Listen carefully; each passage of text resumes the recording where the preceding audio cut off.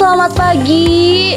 Kembali lagi di NutriPod Nutrition Podcast episode 3 bersama aku Mutiara Ule Hussein yang akan memandu podcast kali ini. Nah, teman-teman, untuk NutriPod kali ini kita bakal bahas mengenai get to know about nutrition. Penasaran kan? Menarik kan?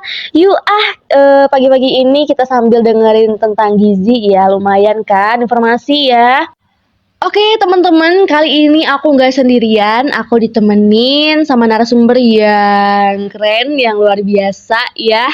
Ini kebetulan teman aku juga, dia merupakan mahasiswa gizi Universitas Siliwangi semester 5, ada Kak Putri Nurrahma. Halo Kak Putri. Halo. Wah, gimana nih Kak Putri kabarnya? Alhamdulillah baik, di pagi yang cerah ini gitu ya, kita bincang-bincang ringan. Iya, udah berapa lama ya kita nggak ketemu Kak Putri? Lama banget gak sih? Lumayan sih. Iya. Oke, mungkin boleh perkenalan dulu Kak Putri sama teman-teman yang ngedengerin nih. Oke, singkat aja kali ya. Halo semuanya, kenalin aku Putri Nurrahma. Aku mahasiswa gizi Universitas Siliwangi. Sekarang aku semester 5, gitu aja kali ya. Angkatannya dong ya. Boleh. 2021. 2021 iya. Iya. Semester 5 berarti itu udah mulai riut ya Teteh. Alhamdulillah ya udah mulai gitu riutnya. Oke. Teh Putri, ini manggilnya Teteh, kakak atau mbak atau apa nih? Kayaknya apa aja deh. Oke, Kak Putri aja deh ya. Oke, bisa. Boleh. Oke, Kak Putri, ini sesuai tema kita yaitu get to know about nutrition. Mungkin aku pengen tanya dulu nih pertama kali, Kak Putri kenapa sih kok bisa milih jurusan gizi di Universitas Siliwangi? Alasannya boleh diceritain Kak Putri? Boleh, oke. Mungkin aku cerita flashback gitu ya ke zaman-zaman aku SMA. Jadi waktu SMA tuh aku tuh kan ada sharing gitu sama alumni. Nah, ada tuh alumni aku tuh yang kuliahnya tuh jurusan gizi. Dia tuh kayak sharing-sharing gitu kan di prodi gizi tuh kayak gimana aja, belajarnya kayak gimana. Ternyata pas aku dengar-dengar cerita dia tuh kayak wah seru banget ya kuliah di gizi. Akhirnya aku mulai searching tuh ya di mana aja ada prodi gizi gitu, univ-univ negeri gitu kan tentunya. Dan alhamdulillah gitu ya, takdir saya diterima di Unsil, prodi gizi gitu. Jadi kalau boleh tahu nih Kak Putri dulu masuk jurusan gizi Unsil itu lewat jalur apa ya Kak?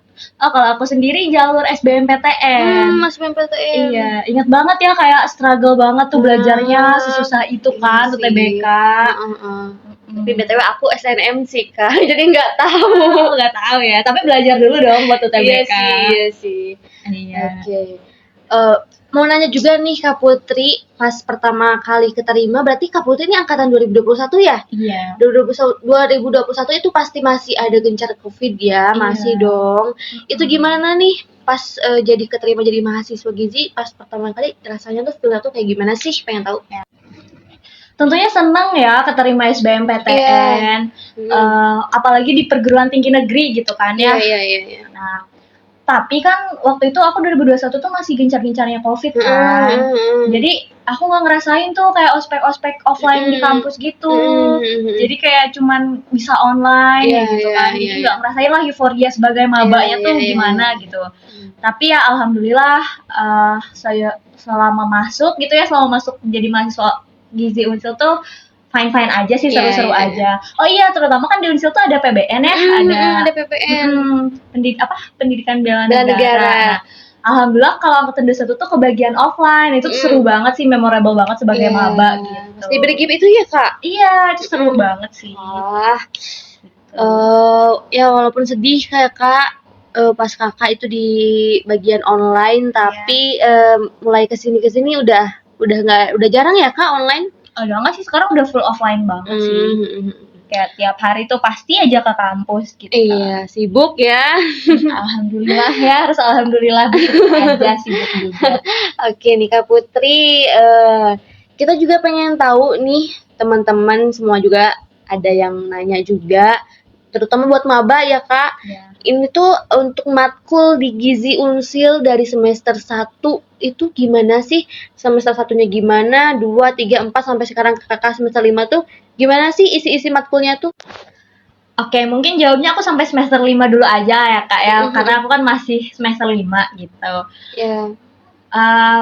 Dimulai dari semester 1 nih. Jadi semester 1 tuh matkul-matkulnya tuh masih matkul transisi gitu dari SMA ke kuliah. Enggak yang langsung belajar gizi banget gitu. Tapi emang kita udah dikenal-kenalin nih sama ilmu-ilmu gizi dasar gitu. Kita belajar ilmu gizi dasar, ilmu bahan makanan dan lain sebagainya. Terus di semester 1 juga masih belajar mata kuliah wajib gitu ya, mata kuliah umum kayak kimia, biologi, terus agama kayak gitu masih belajar tuh kalau di semester 1. Nah, kalau di semester 2 kita emang udah mulai masuk nih ke gizinya, udah ada pengenalan-pengenalan kayak pengenalan penilaian konsumsi pangan, penilaian status gizi gitu. Kalau semester 2 udah kayak gitu. Semester 3 sama kayak gitu, semester 4 juga. Nah, kalau semester 5 menurut aku ini tuh udah masuk ke core-nya gizi gitu ya, di mana ada salah satu mata kuliah yang namanya tuh dietetik penyakit infeksi dan defisiensi dietetik. Nah, itu tuh gimana caranya kita nyusun menu, tapi dilihat dulu kita nge-assessment pasiennya dulu, terus bikin diagnosisnya, terus kita nge-intervensinya dengan cara menghitung kebutuhan zat gizi dan lain sebagainya gitu, sampai kita melakukan monitoring dan evaluasi gizi itu di semester 5 ini gitu Kak. Lumayan banyak ya Kak, apalagi baru semester 5 juga. Iya. Mungkin nanti bakal lebih banyak ya masuk ke semester 6 dan semester 7. Iya. Oke Kakak, pengen tahu nih Kak Putri, kan banyak nih ya stigma di masyarakat kalau kita mau masuk gizi tuh kayak stigmanya tuh ya gizi sama dengan masak gitu. Iya. Apakah kita sebagai mahasiswa yang masuk gizi harus bisa masak atau gimana itu Kak?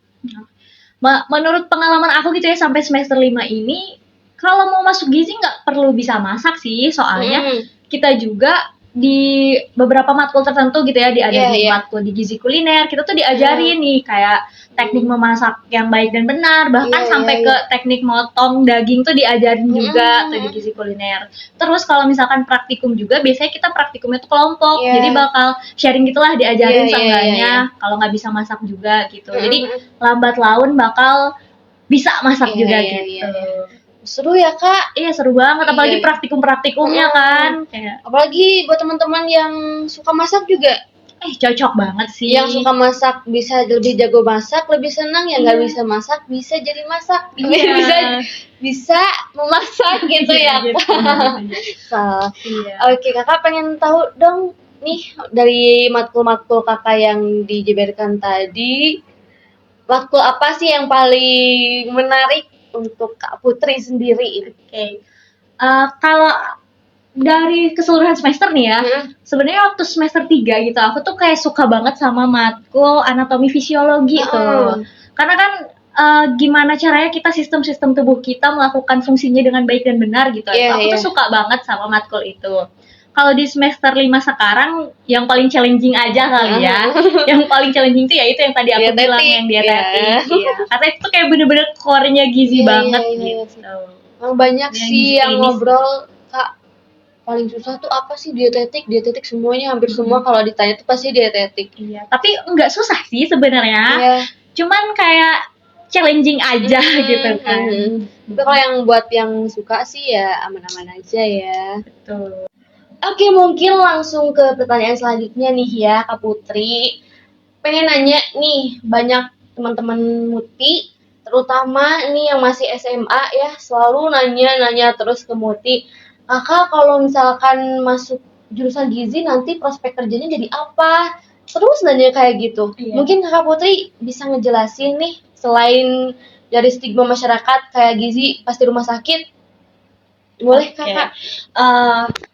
Jawabannya menurut aku tuh pasti kan stigma masyarakat tuh ahli gizi kerjanya di rumah sakit, ahli gizi kerjanya di puskesmas gitu kan. Tapi sebenarnya prospek kerja ahli gizi tuh seluas itu gitu kan. Iya. Soalnya di gizi sendiri kita tuh ada 3 konsentrasi utama di mana kita tuh semuanya harus bisa tuh. Yang pertama gizi klinis, yang kedua gizi masyarakat, dan yang ketiga gizi institusi. Nah, kan tadi kalau gizi klinis biasanya di rumah sakit gitu kan. Kalau gizi masyarakat ya biasanya di puskesmas dan lain sebagainya gitu ya.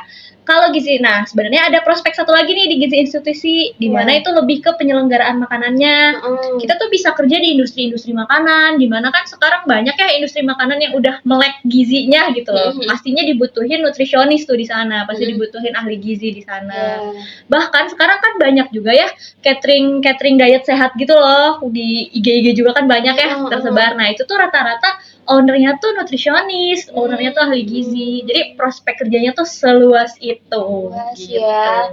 Nah jadi teman-teman nih, terutama anak SMA yang lagi bingung kuliah kemana, bisa didengar ya tadi kata Kak Putri, ternyata jurusan gizi itu banyak banget loh prospek kerjanya, gak cuma rumah sakit sama puskesmas aja ya Kak Putri. Betul. Oke, ini Kak Putri. Sekarang Kak Putri kan semester 5 ya? Iya betul. Semester 5 itu kan pastinya semester tersibuk ya, kata di TikTok semester tersibuk mahasiswa. Terproduktif dong, jangan tersibuk. Oke nih Kak Putri. Untuk semester 5 ini kan mahasiswa udah boleh masuk Ormawa ya Kak Putri. Betul. Kalau Kak Putri sendiri ini di Unsil masuk Ormawa nggak? Aku sih masuk ya, tentunya aku masuk himpunan mahasiswa gizi tercinta ini gitu ya. Jadi seneng sih masuk Himagi, soalnya kita tuh kan biasanya kalau misalkan ngampus balik ke kosan kan gabut banget ya. Iya, kupu-kupu tuh gabut banget sih. Lebih baik kura-kuranya tuh yang bagus gitu ya. Bener. Dibanding, tapi ya jangan overproduktif juga kan. Tapi sejauh ini selama aku masuk Himagi, aku nggak ngerasa overproduktif kok, malah aku ngerasa produktif karena kan dibantu teman-teman ngerjain proker yang sangat tentunya bermanfaat kan untuk kema gizi. Iya. Wah, gitu. Terus itu Kak Putri kalau misalkan ada pasti rapat dong. Iya. Rapat itu ngebagi sama kuliahnya gimana tuh?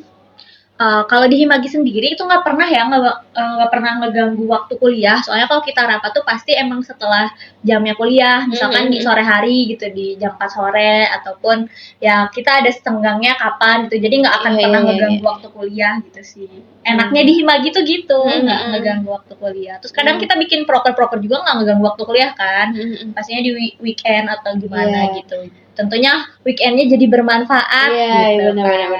Apalagi kalau nanti kakak udah jadi dimisioner, nanti kan sertifikatnya juga bisa membantu kakak untuk melamar kerja ya. Tentunya bisa masuk di CV dong. Benar. Tuh teman-teman yang jurusan gizi di Unsil boleh nih yang udah mulai bisa masuk Ormawa, langsung aja ya mungkin bisa masuk ke Himagi.